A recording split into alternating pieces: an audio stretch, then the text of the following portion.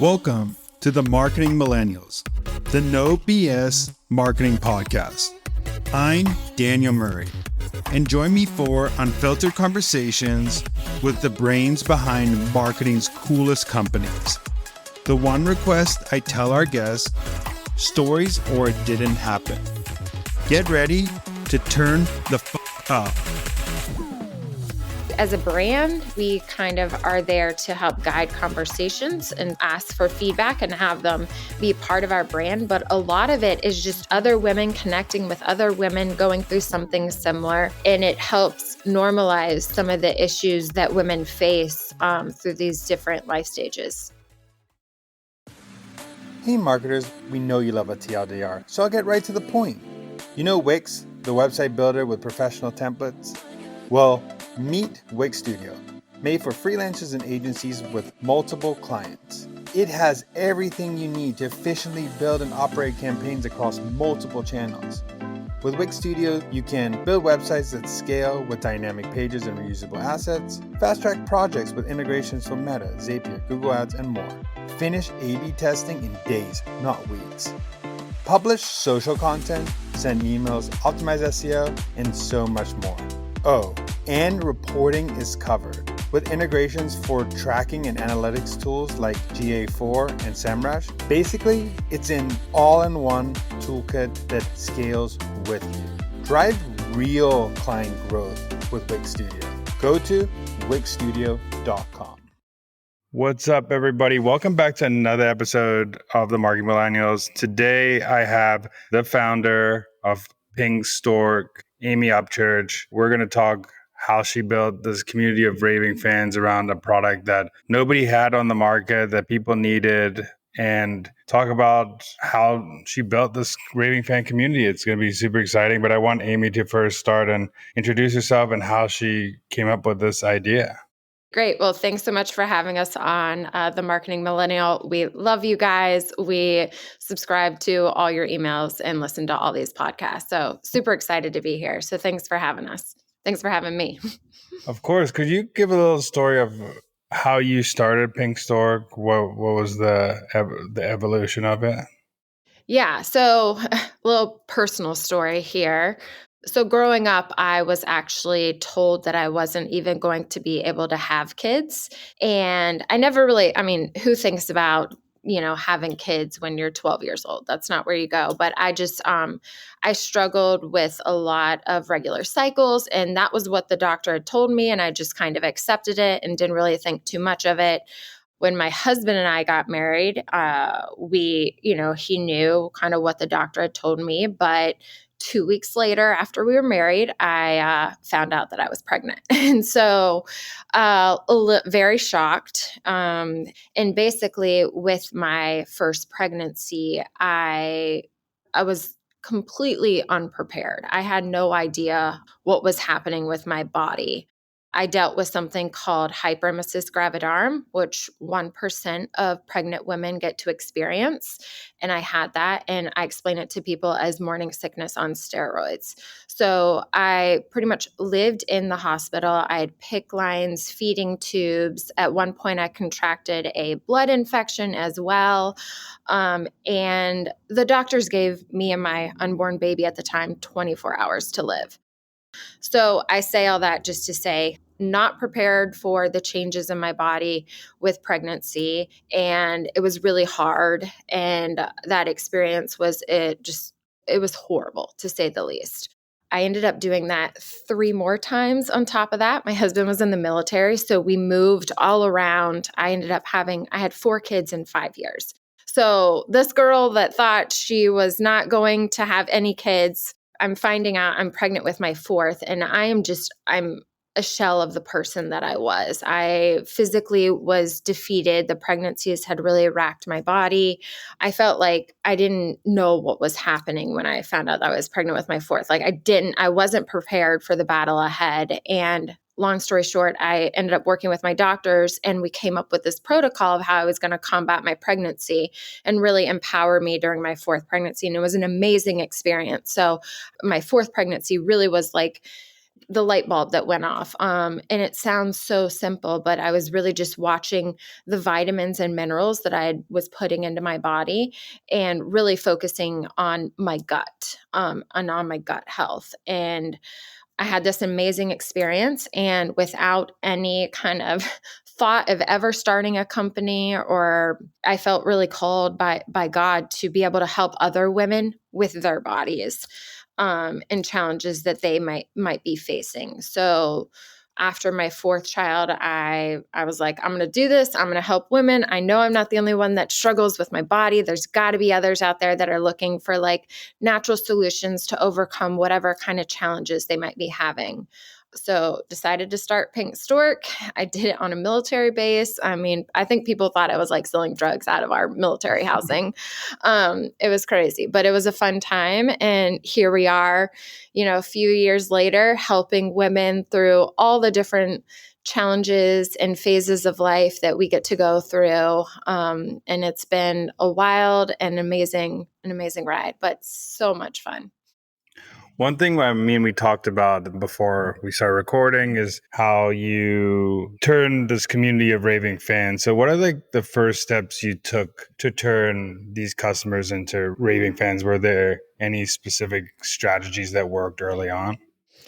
Yeah, I mean, I think for us, being able to empathize and put yourselves in the shoes of the customer or potential customer is really important, especially, with the subject that we're dealing with. Women are hurting, they're struggling. It's not just their physical body, it's also their mental and emotional self as well. And so being able to empathize with her, I think, is the first thing. You really need to understand what she's facing and what she's going through. I think that lays like a very solid foundation for you to be able to have trust with women or with your customer to create raving fans. I could tell from the beginning. I mean, you told the story and you got personal with your story. And I think that's probably one of the big reasons why people connect to your brand is because you're so open with your story. And I know a lot of other women are sharing their story. So, how do you get your customers comfortable to being able to share stories that are so personal that also help other women in their journey? It is a lot of it about storytelling, about saying, hey, look, this is where I'm at and this is what I'm going through. And in the beginning of Pink Stork, people weren't talking about this stuff as much. It wasn't as accepted and open, and people didn't feel like they could be as vulnerable.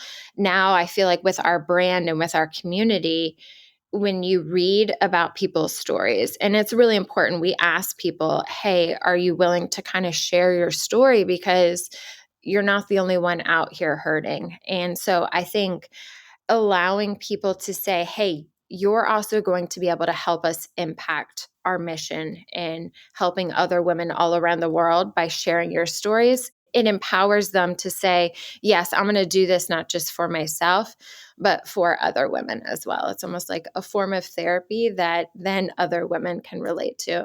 It's very personal, it's very emotional. And we really appreciate and value that vulnerability that our raving fans have shared with us. What are like ways you reach out to the customer to do this? Like, is it interviews? How do you get the sit down with them so you make sure that the story is good, but it's also something that could be worked on in your marketing materials on your website, all that. So what does that process look like? We will have people that'll reach out to us and tell us their personal story, kind of as a thank you, like, hey, this helped me. I just wanted to let you guys know I appreciate everything that you're doing. And then we will reach back out to them and say, hey, listen, we appreciate you sharing this with us. We'd love, again, for you to come alongside and help us with our mission and helping other women all around the world. And we'd love to share your story. So we ask them first.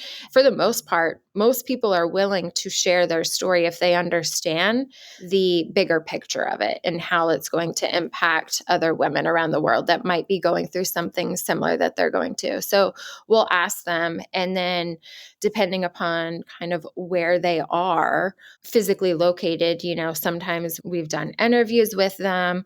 We'll do, Zoom calls with them. We'll write blogs. We'll highlight them in our email campaigns. There's so many different creative ways that we've used our raving fan story to tell the story of how Pink Stork can help women.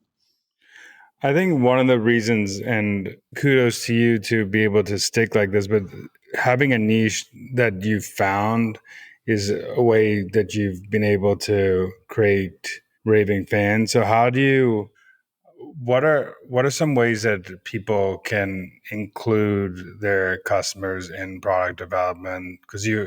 And knowing what's the next product to create, what are some ways that you suggest people should go about that? Well, first of all, I think you have to make sure you have trust. That's the important foundation layer with raving fans is having trust, and then acknowledging that trust and building on that. You can't break trust with your raving fans and your customers. That's number one.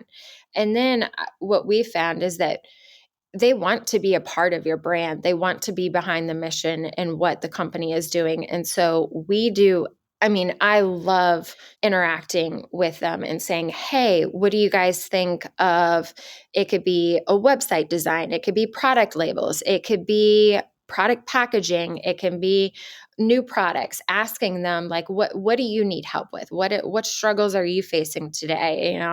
And our raving fans have helped us develop our entire product line. Right now, we have over 157 products in our Pink Stork portfolio that expands all the way from PMS into menopause. So it's because of our raving fans, and it's because of the trust that we've built. And if you listen and you ask, they will tell you. I want to go a little bit on how you started selling. So what channels did you first start with when you were going, and how did you learn how to sell on that channel? Because from what I heard here is you just started this because you were having the problem, and you wanted to help other people who had this problem, and you had a calling to do this. So what are the first channels you did that? How did you learn those channels to start selling on? Uh, so e-commerce, Google was my best friend. Just literally Googling how to do this, how to set up an LLC, how to build a website, where to find the people to help. Relied a lot on Google. I mean, I remember laying next to my bed and we would get a ding and we'd have an order, and I'd be so excited. We'd have one order and we'd fill it out of our garage on our military base and ship it out to them. Then about a year later, I actually got a call from Target.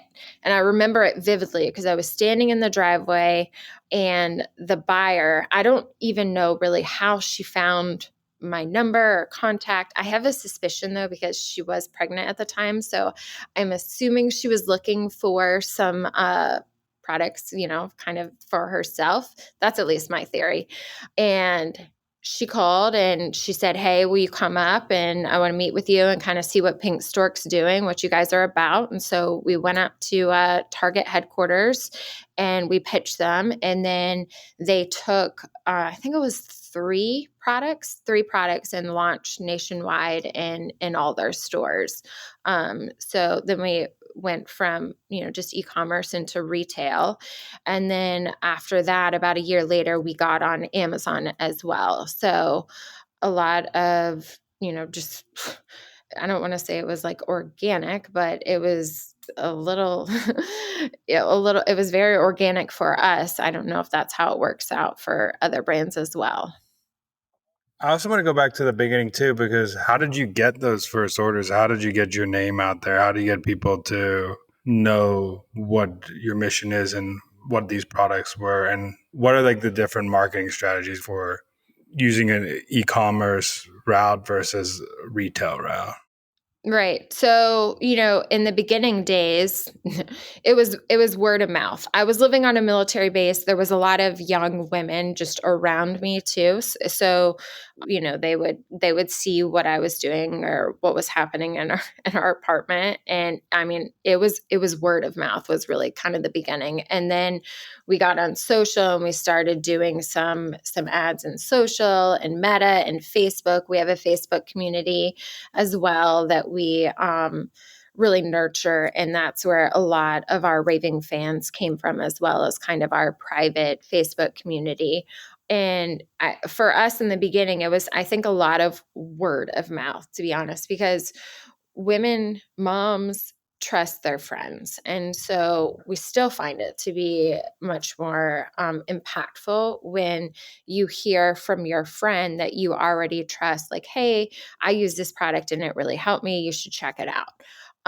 And so when you're dealing with like a sensitive subject like infertility or, morning sickness, those strong ties to people that you know and trust telling you something that is a potential solution to the issue that you're dealing with, I think was very valuable to us in our early years. I think that's good, and that's how you knew what your raving fans or your community is, because I know for a fact that when people go through this journey, they look to their friends who are pregnant or have kids to ask them, "Hey, I'm going through this. What have you done? I'm going through this. What have you used? I'm going through this. What process should I go through?" Right. You could turn to the internet, but the internet has so much different opinions on there. Hmm. Some people have morning sickness, some people don't have morning sickness, some people have this, some people have that. So you really have to go to people you know and trust. And then also that I'll talk about a little bit about that Facebook community. I think that's a smart way that you can cultivate people. And I think not many people are utilizing Facebook communities like this. So how have you nurtured that Facebook community? The Facebook community is really interesting because, in a way, it's not, like you said, it's not used as much today, but that community, we don't really, as a brand, we kind of are there to help guide conversations and ask for feedback and have them be part of our brand. But a lot of it is just other women connecting with other women going through something similar and dealing with the issue and kind of looking for that solution. And we're, as a brand, obviously offer solutions to what they're dealing with. But I think it's really nice because they're able to connect with people that maybe they never would have connected with. And it helps normalize some of the issues that women face through these different life stages. What's up, marketers? Time for a Wix Studio recap. Here are 5 things you can get done faster using Wix Studio. 1. Scale content with dynamic pages and reusable assets. 2. Integrate with Meta, Zapier, Google Ads, and more. 3. Launch and measure A/B tests with intuitive design tools. 4. Connect to analytics tools like GA4 and SEMrush. And 5. Manage your client's social media all from one dashboard. Ready for more? Go to wixstudio.com. That's wixstudio.com. What's one thing that you did at the beginning that you would have changed, or something that you would have done differently for your brand? So we started off with 9 products, which was kind of a lot for a new brand, especially not really knowing. I think if I could go back and redo it again, I would start maybe with just like 2 or 3. 9 products is a lot when you're learning how to market each product. Each product is a little different. It was just there was a lot going on in my personal life. I had 4 young kids. I had this brand that I was starting. I had 9 products to try to figure out. So simplifying that process in the beginning with a smaller portfolio, I feel like would have made things a little bit easier. How has your culture played a part in your marketing and your product development, and what type of culture have you set to that portrays your brand in the world? a lot of women are in our culture. We have a lot of moms, and I'm proud that we are women owned. And so I feel like it's been very organic in the sense of, I talk about being able to empathize with, we do have men that work with us too, and we love our men. But I think being able to empathize and really understand what someone is going through, it definitely helps if you're a female and have done that. Another thing that's really interesting is that we've hired a lot of our raving fans. So a lot of people that have used the brand has impacted their life, then say, hey, I want to work for you guys. I want to be part of this mission and what you are doing. Do you have a spot for me? And so we have a lot of people within our organization that started off as customers and became raving fans and now are employees in within Pink Stork. And so you see that reflected in our culture and in the passion that people bring to the office every day. Another question I have for you is, what is the difference between storytelling in store versus social versus on a website? What have you seen the main differences between those channels? So you can definitely do a lot more on social. Just there's so much more you can do. When you have storytelling on retail, you just have your physical bottle. Like that's pretty much the space you're given is the real estate shelf space. And so you have your bottle. And if you look on our bottle, you'll see, the story of Pink Stork. You'll see what our mission's about. So we use our labels to storytell. We're helping women that are going through challenges. And so I wanted something that was bright and uplifting. And when you saw it, they would smile. And so, really using vibrant colors to evoke emotion is also a way to storytell on the website, too, to be able to tell the story and the mission of the company and how we're doing things. So, you get people into email flows and you can storytell as well through people that are, we do like customer highlights and things like that, raving fans highlights. So there's lots of ways I think to get creative on each platform, but you have to be very intentional about what you're doing. What is one piece of advice you would give someone trying to leverage Amazon as a sales channel? That's a great question. So Amazon is really product focused. And to be honest, Amazon is the hardest spot for us to tell our story because people go on that platform searching for a product specific. So you could be looking up toilet paper or I don't know, toothpaste or whatever it is. You're not really thinking about a storytelling, especially storytelling from a brand.